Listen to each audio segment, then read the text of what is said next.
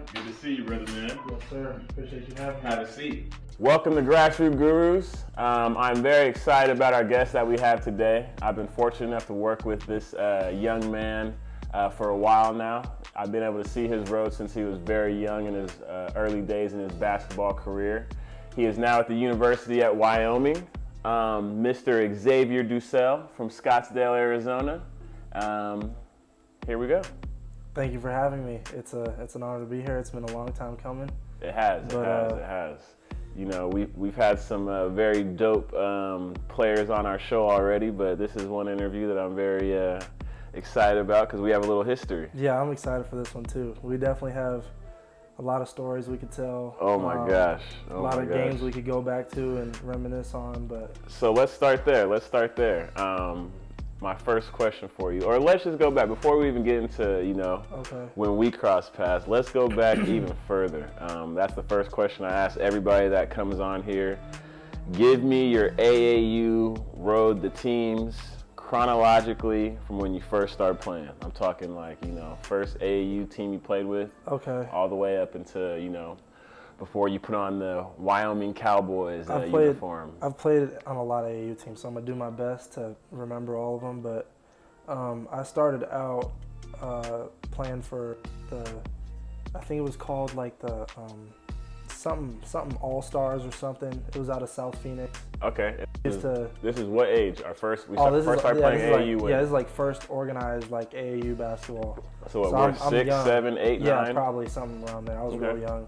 Like we were practicing on one of those like plastic Lego courts. Okay. Like it was real janky. These are important details, yeah, man. But I mean, you got to start somewhere, I guess. But yeah, so that team, and then I went to the Diplomats. The Dips. Yeah, that's shout out to the Dips. If you're not a hooper, if you don't know who the Diplomats are. Nah, that's real. I don't mean to interrupt. I'm sorry. I'm definitely gonna let you finish. But yeah, we've had a couple people that have came on to our show already, and yeah.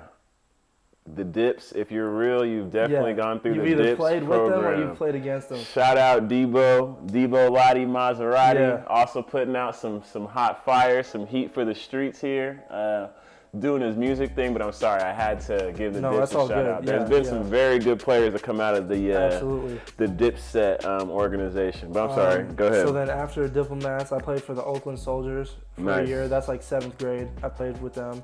Nice. So you went from the Dips and started playing with the Soldiers. You talk to me about that process, because like it's not, you know, I mean I know about it, but it's not normal for everybody to play. No. Excuse me, for a out-of-state team, right? Yeah. So how was that process? How did you kind of get on that team? What did it do for your buzz, your stock, your hype? You know, we'll get into the other teams, but you know, let's talk a little bit about your Oakland Soldier phase, because it's not every day. You know, not every Arizona kid just pulls up and plays for the Soldiers. That's a pretty prestigious program. But right? I don't really have too much buzz, I guess. Like I was very locally, like I guess like recognizable or known or whatever, but I didn't have very much national hype or buzz yet. And then I basically got a phone call like from the head coach at the Soldiers 7U or 8th grade. Seventh grade, 8th grade. 13U, whatever it is. Yeah, and then he just called me and was like, "Hey, want you to come play with us in Ohio." And then like the next day, I got on the plane. In Ohio. Yeah, it was. So really, you're 13 years old. Yeah. And someone calls you and says, "Hey, we want you to play on our team all the way in Ohio." Yeah, they. And that's why I'm very excited about this. This is dope because for us that's normal. You know, like I said, you've been experiencing that since you're 13 years old. Yeah. You know, some people, it's not normal for even some high school kids. You know, there's band players or you know, whatever the case may be, whatever their craft is, and you know, you as a 13-year-old. Hey, like, you know, like you do that almost in overseas and like, you know, even professionally. So no, that's dope. Soldiers called you, got the flight right, and we're off to Ohio. Showed up in Ohio and played like that night. Really? Yeah, like I landed and then I had like a couple hours and I went right to the gym. So on the same like day or week that they recruited you is the week that you went and played? It was a very quick process. Talk about moving fast. But yeah, was able to play with some really talented players. Who was on that team? Talk to me about some. There's a couple ball players on this Oakland Soldier team that you played on, right? Myself, Kyrie Walker, Jalen Green, Devin Askew, Josh Christopher, Shamar Morrow, Kendall Munson. These are legit players. This is you said Devin Askew, who went to Kentucky. Now he's at Texas. Yeah. Jalen Green just got drafted. Number two. Josh Christopher got drafted too. He's in Houston with him. Kyrie, I think he's playing summer. Yeah, he's playing summer league. He bypassed college. Who else did you say? Kendall Munson. He plays at Pepperdine right now. Okay. Yeah, so he's doing. You guys had we had a solid little squad. That's a legit AAU team for sure. But and this is 7th grade. This is 7th, 8th grade. Yeah, 7th, 8th grade year. And then I played with them. We kind of had a run at the national it was like NYBL at that time. Yeah, the nationals. Like a little national. Because there's like BCI nationals and then there's AAU for or whatever, right? our national tournament, we kind of made a run at it at the championship, but ended up losing.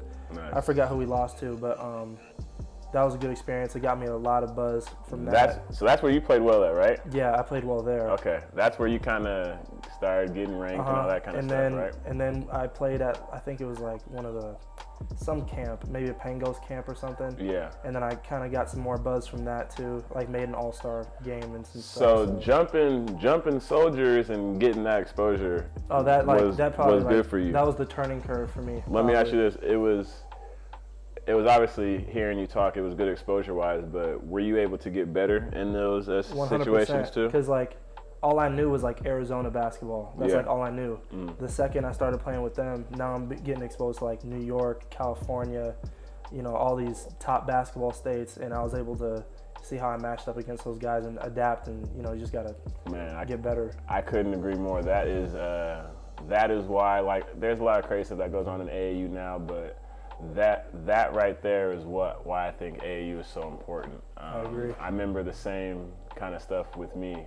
I was, doing my thing here in Arizona, but as soon as you get a taste of playing against some different guys, different faces, some guys that maybe a little better, some guys that maybe not as good. Every state has a different style. Exactly, that too. New York's a lot more aggressive than California. California has a lot more shooters. Facts. New York is a lot more we just gonna bully you, get to the basket, and we gonna let the chips fall where they may. So, region to region, it definitely the style of play definitely changes. Playing against different styles at a young age and having to adapt to just different types of basketball. Very nice, very nice. Well, all right. So we jumped Soldiers. We went crazy. Yeah. We were hooping with some guys who are in the league now. Yeah. We were, around some good competition. It was good for you. That was the 7th and 8th grade spree. So we were Dips, Oakland Soldiers. And then I went back to Dips after that because the Oakland Soldiers team, we kind of split up. Okay. And then went back to Diplomats, played with them for a little while. Mm-hmm. And then I think from there, that's when the whole Team Bayless thing kind of screwed up. And then that's Team Bayless, Team Harden. That's 8th grade going to freshman. That's when 7th, 8th grade, that's when we really linked up. And yes, it was Team Bayless first, and then it transitioned to Team Harden, and that's when we kind of started doing our stuff. That's rare. You were able to stay with you stayed with one program. My whole high school. Your whole high school career. Yeah. That's rare. Yeah, it is. That's big time. It looks like I was doing something right there. No, man. you Very didn't nice. do too bad. Hey man, I don't like to toot my own horn. I give props for props. Yeah, hey, sometimes we do some good stuff around here. Now I'm playing, but that is dope though. That's rare, especially in today's world. You 100%. You have kids that be on Nike circuit one week, be on Adidas circuit the next week. Super teams being made. Oh man, all types of stuff. Not that it's a different age. Everybody has a different road, but that is dope. That I'm very happy that we were able to tap in and lock in for your whole high school. Yeah, deal. me too. That it was definitely beneficial for me. Yeah, that was a lot of fun. Okay, so yeah, that's a nice little AAU road. So let me ask you this. Who are 5 of your hardest AAU opponents? Oh, that's tough. 5 of the best players you played against, camps, AAU, even high school too. Prep. Okay. I know you played. We'll get to the high school stuff here in a second, but you played at AZ Compass. You guys had a very competitive group and played a very competitive schedule. So Prep high school, AAU, young AAU, you know, everything in between. Give me 5 of your hardest opponents you came across. So like first one that comes to mind is like from the Diplomat days. A guy, his name, we used to call him Shaq. Okay. But yeah, so this guy named Shaq, he played for Factory, a couple different teams. Shaq from Arizona. Yeah. Yeah. I forget. Yeah, I know exactly what you're talking about. Yeah, so bigger guy. I heard he's like the same size he was in high school when he was in like 6th, 7th, 8th grade. So like I never beat him growing up because he was just like so much bigger than everybody. Going crazy. Just would cook us every time. So like he's definitely up there for sure. Okay. I played Jalen Green like once he is who he is now. Y'all played him on the prep circuit, right? When he's at Prolific. Okay. So like that's one of them for sure. That's a nice matchup. I watched that game. That was a good game. Isaiah Todd, he's the real deal. You played him like your freshman year. You had a good game against. I did. You had a good game. That was against Team Loaded Virginia. Yeah. They were huge. They had a lot of. They started. Let's talk about that real quick, just because I remember I was there. I remember they started like a college-sized lineup for real. I know. No, they did. It was but the shortest guy was like 6'3". Yeah, the point guard was my size. Yeah. Like 6'3", 6'4". Isaiah Todd, I think, started at the 2. Yeah, and he's like 6'10". He's like 6'9". They had another wing that was like 6'7", 6'8", and then they had 2 7-footers. It was a like league lineup. Crazy. Size-wise. Yeah, it was crazy. Hold on, real quick too. Sidebar. When we were in Vegas, we played against Cade, didn't we? No. That Texas Titan team? No, we never played Cade. But that team was good though. Very. That was the same team that he used to play from Dallas, think so. right? Okay. Are you sure? I think he might be on court. I don't think so. I would have known. All right, well, we have to check that Another player though? Hold on. So that's 2. We got 3. Hold on, we got Shaq, we got Jalen Green, and I'm sorry, you said Isaiah Todd. And then Daishan Nix. Daishan Nix is tough. Yeah. I like Daishan Nix's game. Like he's a dog. Very good. He's a dog. Yeah, so he's up there for sure. Okay. And then one more, I'm trying to think of just like a guy who really stood out. I don't know. It's weird. Like I play so many games, like they all just kind of blend together. Oh yeah, I know. Like you can't Especially really go back and. Sometimes it's just 4, or maybe it's not. Well, who we play against? Played Maker. Okay, yeah. I'll throw him in there. We won that game, so. We did win that game. They got us first, and then we ended up getting them. That was a good game. That was a good, exciting game. But I'm sorry, I don't want to. No, that's mess your list up. I don't know. Who else were you thinking of? See, like nobody is just like just stands out. Like that's a good thing. That means that you had to been doing your thing. If I would stick to those 4 for now. Okay. I'll try to think of another one. No. Sometimes it's 4. Sometimes it's not 5 people that were good enough. Yeah, that's all I got. I'll give you that. Okay, very nice. All right, so I got a few more top 5s for you. Okay. Top 5 hoop shoes that you played in during AAU. Oh, this is so easy. I like know in order? It changes from generation to generation. Like if you ask, people in my era, they'll say a certain set of shoes. So like I like asking younger players now. In order? Yeah. Put them from 1 to 5. What shoes during your AAU career, prep career, do you remember? Like, man, when I had them shoes on, it was about to be trouble for somebody. The easiest answer. Number 1 is those like tan camo, like ultra explosive lows or something. The Adidas shoes. These are okay. Like the Adidas gauntlet shoes. Do you remember those? Yes. Those are number 1. So the gauntlet lows. I know you're talking about. Yeah. We gotta. I have a picture of it. We'll throw a picture on our. The gauntlet low, like ultra explosive, like camo joints, and then. So the gauntlet Adidas lows. I got a picture of that. Number 2 is some Kobe's. Like Kobe's. Any Kobe's. Any Kobe's. It doesn't matter. Okay. And then number 3 would have to be some Jordan 11s highs. Not mad at that. Jordan 11 highs. We got the Adidas gauntlets. We got the Kobe's. And we got the Jordan 11s. At the 4 spot. What color 11 though? Reds. Let's get detailed. Okay, Reds. red and black. Not bad. Just not the bad. OGs. Okay. And then number 4 spot, I probably have to throw in like the Harden volume 3s. 3s. Yeah. Okay. Harden volume 3s. With the strap on like the front right here. I like those and ones. then last spot. Which colorway was your favorite with that one? Are the MVPs, is that the volume 3s? Or is that the volume 4s? I think it's the volume 3s.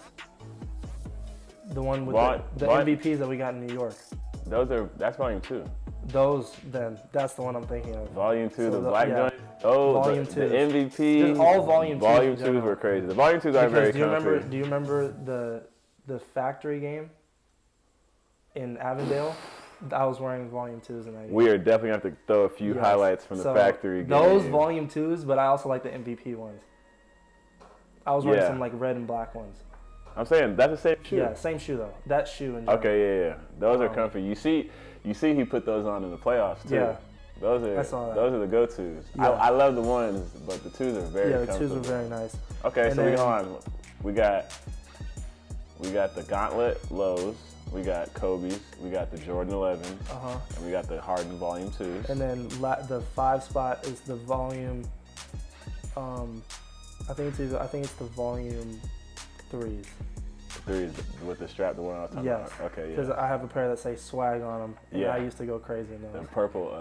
Yeah, so those for sure. Yeah, you've been an Adidas baby, man. You've had some access to some high-level Adidas heat. That's not a bad lineup right there. So if someone saw you, an honorable mention would be the Dame 6s that I wore. I wore majority of like this last college season. Okay, the newest Dames. Yeah, those would be like an honorable mention. Okay. But yeah. Okay, very nice. Okay, well we're talking mainly AAU. Yeah.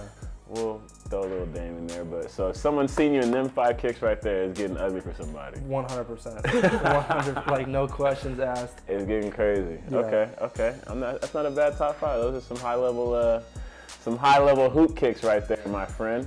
Last top 5 I have for you. Last top 5. Name your top 5 coaches that you've had.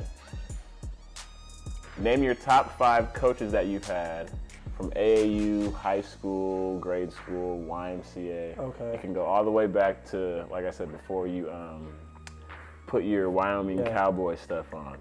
Debo's got to be on there somewhere. Debo Lottie. Debo's in there. Debo Lottie. I've seen Debo coach, man. Debo knows how to get a dub. My man Vaughn over there at Vaughn the Vipers. Compton. Yeah. Shout out Vaughn Compton getting it done. Trains a lot of people, is out here really doing some heavy work. The combo of him and Lavender. Him and B-Lab, that's like a one. They're like 1A, like 1B. That's like the little go-to punch. So that's the Viper days. They're one person. Did you play with the Vipers? Oh, I forgot about the Vipers. Yeah. Wow. Vipers were before Diplomats. Okay, Vipers before Diplomats. Yeah, that's like my real. We are not, you know what? The other homie did that too. The other homie, Ty, forgot an important program, so we're not going to, crucify you here. That's actually like really where it got kicked off for me. Like without them, I probably wouldn't be where I'm at right now. So shout out the Vipers. So shout out Vaughn, shout out B-Lab. You heard it here. And, shout out the Vipers. That is right. How did we forget that? That's crazy. And my man Brett Senior. Shout out Brett Senior. For sure. Yes. But, that was definitely they're doing their thing. Not they are doing their thing. They still are. Yeah, so for sure. Shout out to them for sure. I'm sure you definitely took some pieces from them. So all right, so top 5 coaches here. We have Debo, Lottie, Maserati. Debo's on there. We have the B-Lab and Vaughn combo 1-2 punch. You're obviously on there somewhere. I'm on the top 5 list. I'll take my spot there. Shout out CP. Coach Gibson over at Compass is on there. Coach Gibb gets it done. Track record speaks for itself. I'm trying to think of a last coach. Oh, well, the coach I have now in college. That's college. We're talking. This is Grassroots Gurus, man. This bad. is AAU stuff. We're not pros in college, man. We're talking high school stuff here. I haven't had like that many coaches, to be honest. Four sometimes. Didn't your mom coach you? Didn't your mom coach you when you were younger? Yeah, when I was like 3. Okay, that's a coach. Yeah, I'll throw my Oakland Soldiers coach on there. Okay, what's his name? I forget it. Forget your coach's name. I think I know his name. I don't know his name. Okay, so we got our Soldiers coach. We got CP. We got Coach Gibb. We got B-Lab and Vaughn.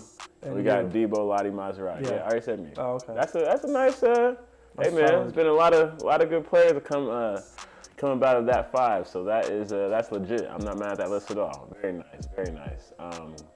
All right, next thing I got for you. Juno is the name of my Oakland Soldiers coach. Why that is? Why I couldn't think of it. Name? I was like, I know his name. Coach Juno. Yeah, that's my guy. Coach Juno. Yeah, for sure. Soldiers coach. Shout out Coach Juno.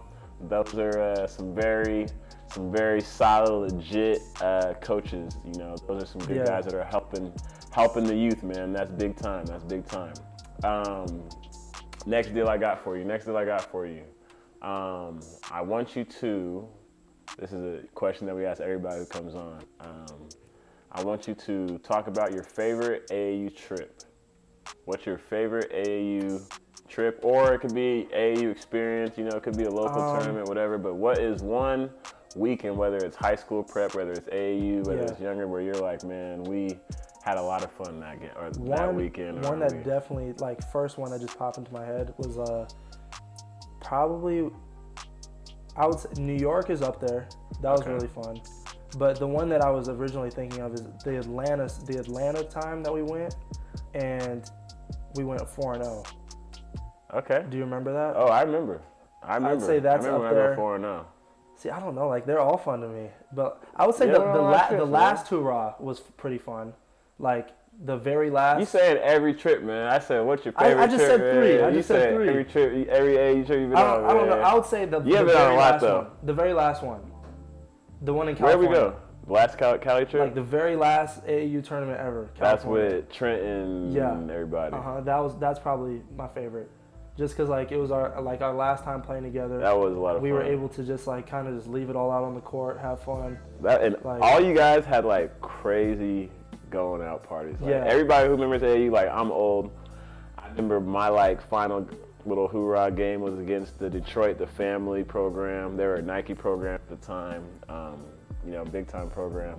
And I went out all guns a-blazing and went crazy. And it's crazy experiencing that, and then, like I said, coaching your guys' last tournament, because all you guys had a crazy. You went crazy against. I went crazy against a couple teams. Against DFW on that main court and Basketball University. Jalen went crazy a couple games before. He had like 26 in the first half. Trent was going nuts. Trent was going crazy, like nuts, that whole, every game. That whole month, all the way down to the game winner he had against Team Rose, you know, earlier at the first live period. And like I said, Zay had a big game. I think he had a tip dunk or something. There was a lot. Just all you guys, because that was a special group to me too. You know, coaching AAU. Last 3 years in the making, 4 years in the making. So it was definitely being able to get you guys into your babies and being able to, you know, finish the season off with you guys was a lot of fun. It was special. And like I said, you guys all had great going out performances. I would do a lot to get some of those performances back here now. If there's ever like some AAU alumni games, like we're definitely. I think you just put a great idea in there, man. We're gonna have a Team Harden, you know, alumni vibe. But that group right there definitely is every era, man. We're going put on a Team Harden jersey, we're gonna have to put some things together. Maybe even have some, you know, little coaches, you know, Jay and all of us versus, you know, the players who think they're. All that, we're gonna have to figure some things out, man. We're gonna have to put it together. Okay. That's not bad at all right there. I have a question for you, actually. Talk to me. What is one game in particular that you can just off the top of your head that stands out to you, like from our AAU experience? You know, this is why, for this reason right here, why I'm so excited about this interview, because like I said, we have a lot of good history, so. The back and forth questions is what I'm excited about. But I do not know where to begin. That is a hard question. One game that sticks out particularly, I have to say like a couple, to be honest. One's not going to do it. Let's see here. There was a game. I really should let you tell a story because this might coincide with. Get me on the same page as you. With you, but there is one game. It was local. Not that you had a lot of really good tournaments, especially during live periods on the Adidas circuit. You know, you turned into a nice little household name on the Adidas circuit for real. But there was a local tournament that we played in. You probably remember it. And we were 16U at the time. Okay. Even had a couple, I think, even younger guys on the team. But for the most part, it was all, sophomores going to be juniors. And this is when Arizona had a lot of good 17U programs. And, locally, we would never play our age. We'd always play up. We played the local main little tournament here. And this is when Ty was playing with you guys, and he even got hurt before the last day. Okay. And I think you remember. The rest is kind of history. We made it to the championship game against the Factory. Oh, this game. Who was a pretty good team. There's footage on YouTube of this. Oh my gosh! Yeah. I'm not gonna lie. Like, I've seen you. I've seen you play some. I've seen you play some good games, but that was very impressive. To do that against older kids, and just the way you did it. Those guys were like, if you ask anybody in the gym, that's when, like I said, I think that was our second year too. So obviously we knew how good we were and, representing the team Harden brand and all that kind of stuff. But, them older kids didn't see that. They were like little young X and young whoever, like, we're not going to lose them. Well, especially like losing Ty as well. That was exactly. Big, and Ty didn't play the last day because he got hurt. So they were really like, we're going to beat them. Yeah, and we were down the whole game too. Like, we were down the whole. I think we got down by at least 20. At least. Maybe over 20 at one point. And then I remember seeing 2 threes go in. I remember one was like a good 3, and then one was like, the way I hate when you be shooting it, you be like floating and fading. I was like, he's not even shooting for real. But you made it, and I was like, oh damn. I was like, when dude make 2 shots in a row, he kind of gets it rolling a little bit. I was like, if he gets a layup or if he gets something like, downhill, he gonna start going crazy.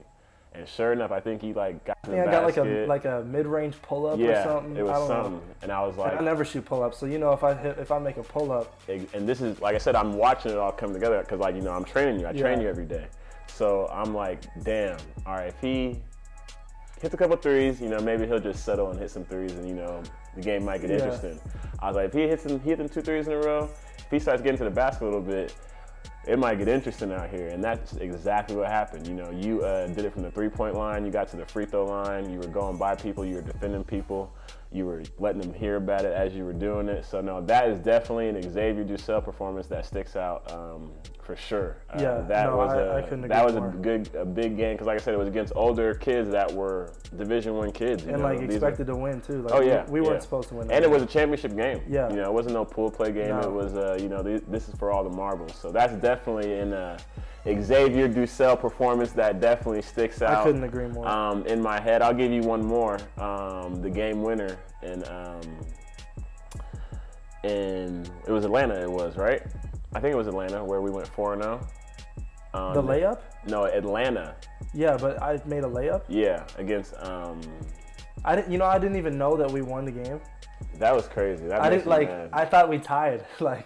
I thought we had to. That's probably one of the craziest game winners of it was Upward Stars. Yeah, that's exactly. It was like a black jersey team. Yes. Yeah. And they were a very good team too. And it was funny because that weekend we went 4-0. There was some drama with every game. Yeah, everyone outside looking in was probably like, "Oh, they're Team Harden. They're just clicking." Every game before the first game, I remember, there was some confrontation with some parents and whoever. I think me and a couple parents had got into it.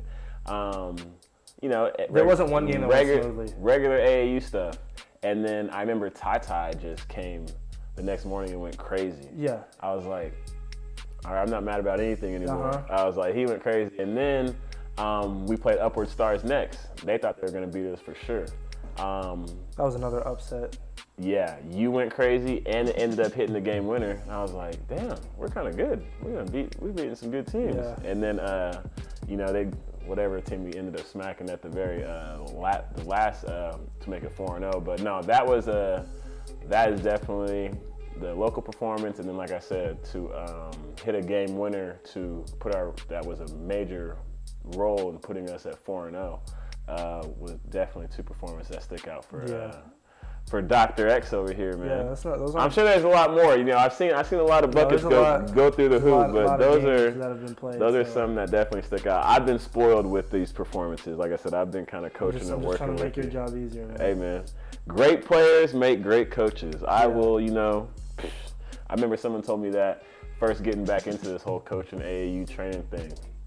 And, you got to experience this, but I went right from playing overseas to getting right into this stuff. And it was funny, a coach told me that. He's like, great players make great coaches. And I remember I was like, man, watch out. Like, I can turn anybody into anything. I can coach anything and do anything. Man, that shit is so, I'm sorry, excuse my language, but that is so true. So you could have some sorry coaches. You got some top players, they're going to do their thing, especially at this level. So, no, and especially, you move on and you get different groups. I look back like, oh my gosh, I didn't have to say any of this stuff when I had, so-and-so and so-and-so. Not that we don't have good players now. We have really good players. We had a really good spring and summer this summer. I like the group we had.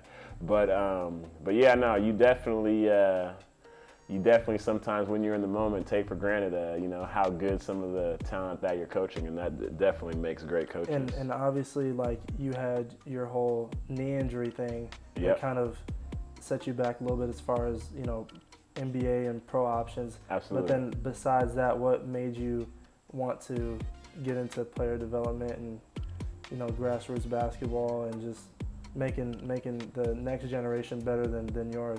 You know what? That is also a dope question. Well, that's why I'm here, Christian. That is why you're here. That's why this interview. To make your job. My job is always to make your job easier. That's why this episode is so special, man. Job is like I said, easier. I don't think with the exception. There's no exception. These first two episodes, there's not anybody that I'll have more history with, besides maybe some other people that we get on pros in the future. Yeah. But yeah, no, this is why this is dope. All right, so I have to ask you this too. How do you think, or not how do you think, do you think that your AAU grassroots experience has prepared you for the next level? Do you think that, is there anything that you wish could have changed or whatever as far as your AAU grassroots story? I'm sure you got to college and share stories with other people, even us talking. Do you feel like your AAU grassroots prep experience prepared you for the next level, and how? So AAU, it definitely prepared me in more ways than one. I think that the mental aspect of being away from home, that was a big one. Having to play against like just really bad refs, that's underrated to me. Like, cause in college, like the refs have the biggest egos. Oh my gosh. So say that again. That's an underrated. Hold on, quick story. Yeah. Quick sidebar on that. Don't lose your train of thought, please. But I have to interject and tell you this. Like, you are so right. Refs have the biggest egos. Yeah. The higher you get, and like, so Tim Floyd, one of my favorite coaches I played for in college. He thought that I was complaining too much about the refs. He thought I was bitching too much, I probably was. He literally told one of our players, that was a freshman at the time, I was a junior or senior, I was a senior, it's my last year. He told one of the freshmen, like, hey, Christian's complaining too much. I want you to purposefully foul him. Mess with him, piss him off, talk to him, foul him. We're not gonna call anything because he needs to, start being able to block that shit out and play. I don't know he told this freshman to do all that. So in practice, he's pressing me OD. I'm like, bro, what's up with you? This is not gonna get you no minutes. Like, leave me alone. He's ODing because, he got the battery in his back from the head coach. And I did some things I don't want to talk about. I'm ODing on the freshman. But, you're right, because, Tim Floyd obviously wanted to win. He thought I was bitching too much to the refs. And when you bitch to the refs, that can affect the game. And they remember it, too. Like, game to game, they remember. Polk, you better relax, Polk. You better calm down. They call you by your name. What? Polk, you better relax. You won't get another call out here again. You better. And then they all talk to each other too. So because it's the same like 4 refs that rotate. Oh my god. They all know each other. They especially all gossip. in the same conference too. I remember some of them Pac-12 or I'm sorry Pac-10 at the time. It's Pac-12 now. Like some of them were like my guys, and some of them not so much. Exactly. So no, I'm sorry. I don't mean to interrupt, but that is a bad AAU refs will definitely prepare you for that. Battling refs, and then I think the one that probably is paying off the most now is the ability in AAU to play up. So play I'm 16 but play like 17U or like 15 but play 17U or whatever. I feel like that's helped me a lot just because being at a young age and then being able to play against older players who are just more physical, bigger, faster. I'm so glad you said that. Because in college, obviously, I'm a lot younger than most of the people I'm playing against. I'm so glad you said that. So, Han, let's stay there real quick. So this is why we have this show, to give people game on stuff. So let me ask you this. Now that you've gone to college, because all of us old heads always act like we know everything, right?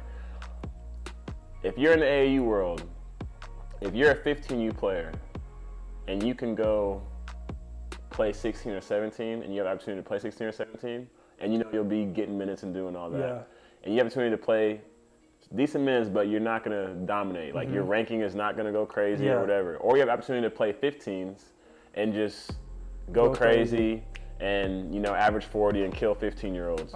What would you do now going back in time, knowing what you have to do in college? I would play up as much as possible. Would you be worried about ranking or being prepared for what you're about to do? Rankings do not matter. Like, I wouldn't. How much were you worried about rankings when you were a freshman and sophomore, and how much are you worried about that just now? To put into perspective, when I was 7th grade, 8th grade playing with the Soldiers, I was ranked like the third best shooting guard in the country, like 24th in the country. Like I was a top 25 player in the whole country. By the time I finished all that and went through high school and I got to my senior year, I was unranked nationally. I was a 3-star athlete. On some websites, I'd be a 2-star. So 3-star athlete. But when you got into that conference tournament this year and you're playing against San Diego State, none of that matters. How much of those rankings matter? At nothing. And now, when you play against those kids that were ranked top 100 or whatever, who do you think is the best guard that you're playing against? Do you see I'm playing against the 32 kid, or do you don't even like remember really? So, you're just playing basketball. There you go. You're worried about scouting reports and how am I going to defend this guy? So just so we're clear, your 15, 16U ranking, or wherever these people say that you're supposed to be, has very little to do with getting to the next level, correct? Well, it's not completely useless because, like, obviously, if you're there's always a gray area. If you're like number one in the country, then obviously you're gonna get opportunities. Which is 5 people, a handful of people every year. 0.0001% in the country, but it has nothing to do with anything. That is some game right there. Pay attention, Grassroots Gurus. You might get a few gems. All right. Because I've been on both sides of the coin. I've been top 25 in the country, and I've also been a nobody. And let me ask you this: when you were competing for minutes to play in the Mountain West Conference, like you just did, and now put yourself in a position to now go back and probably be a starter, or one of the more pivotal players. Did any ranking help you prepare for that, or Absolutely not. Was it the habits that you were taught throughout whatever you've been taught for the last 4 years? Rankings had nothing, has and had and will and won't and has nothing. That's all I wanted to ask. To do with any of that's it. all I wanted to ask, because you know what? If you can't play defense, you can't play in college. So. And that is something that is the reason why I'm so excited about this series and this project, because a lot of people don't realize that. A lot of people will get so caught up in this media stuff and this social media era and these rankings and this stuff. And like you said, not that it doesn't matter at all, because like I said, no one's going to sit here and be stupid. There's a gray area, so it helps as far as exposure and things. Exactly, there's exposure and there's all that. But like I said, I'll give you my road here too. I was at one point ranked higher than Kevin Durant and a lot of people. I remember me and Kevin Durant were on the same team at Nike camp. And I'm sitting there, next to him in the lines, stretching, getting warmed up or whatever. And I'm like, damn, you're kind of good. I'm like, what are you ranked? He's like, this before he kind of really went crazy. This is like, I think, freshman year going into sophomore year. And he's like, I'm like 60 or something, or 30 something. I'm like, damn, I'm ranked higher than you. I'm like, you're like 6'10". You can you're nice. So I was, like I said, I was like 16th in the country at one time. And then I had dropped to I think like 60, 70, something like that by the time, it was all said and done. But I know the same people that I was competing with to try to get checks to play basketball. I know the same people that I was killing in college that, were ranked here, ranked there. When it comes time to make that team for training camp, or, when it comes time to have that body of work to try to get drafted, all them ESPN rankings and all them top whatever's all them articles and stuff, that doesn't mean nothing. You know, it means zero. You know, what matters is what you've been taught and what you've been, you know, the habits that you've acquired over your high school career. And that's all they preach to me now is habits. Exactly. And that's what that coach is worried about when he's deciding who's going to go in the game to try to, you know, keep his job. You know, exactly. they're not saying, hey, he's ranked 27th. You know, he has to play. Yeah. No, they're saying, can he defend? Can this damn kid guard? Is he tough? You know, is he making the right play?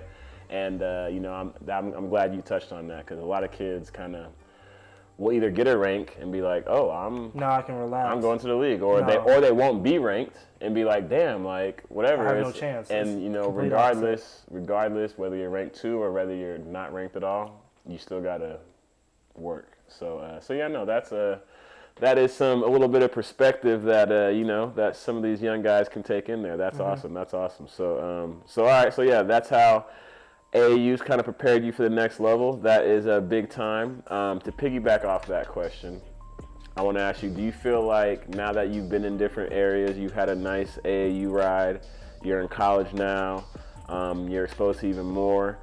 Do you feel like Arizona now, from when you were younger, or even from when you used to watch us old heads play, or even now watching the younger kids behind you, do you feel like Arizona gets its respect as far as grassroots in basketball? Well, I think that I would say that Arizona is just now starting to get its respect, because in the past decade, we've had a lot of, you know, top players come out of here.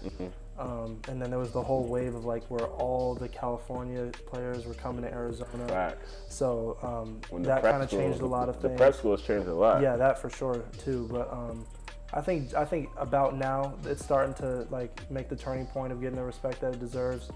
But for the longest time, it was either non-existent or highly underrated.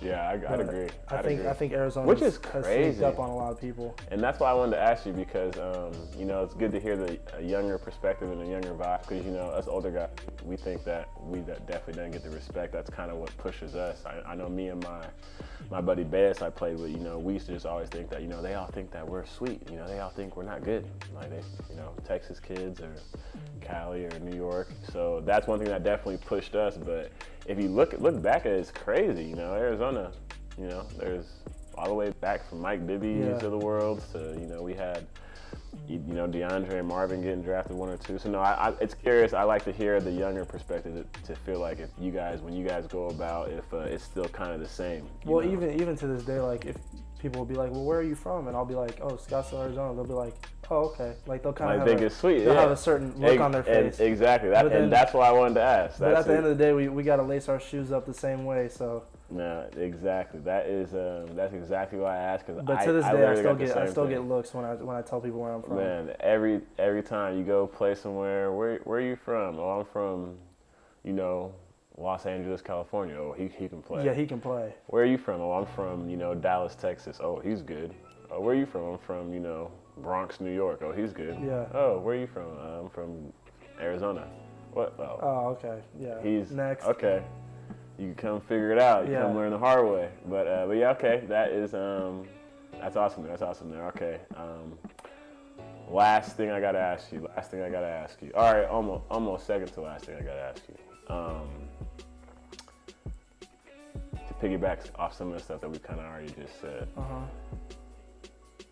Like we just kind of talked about, you know, a lot of young kids get caught up in rankings. I need to play on this ranked team, or I need to play with my buddy here, or I need to play with that player here. You know, you're familiar with the AAU climate right now, and you've gone through this process and received offers. And like I said, you're playing Division I basketball right now trying to, you know, get to the next level. What advice, if any, do you have for the little 7th grader, 8th grader that is, you know, going through the grind that you've already gone through? Yeah. You know, they're seeing this kid get offered, or they're seeing that kid get ranked, or, you know, they're not getting whatever they got going. Like seeing your road, hearing all the game that you've been getting from me and James and all your big homies, and then watching other players like even like a Zhang's road and you know, things like that. With your experience, what advice do you have to some of these kids who kind of get caught up in the wrong things sometimes?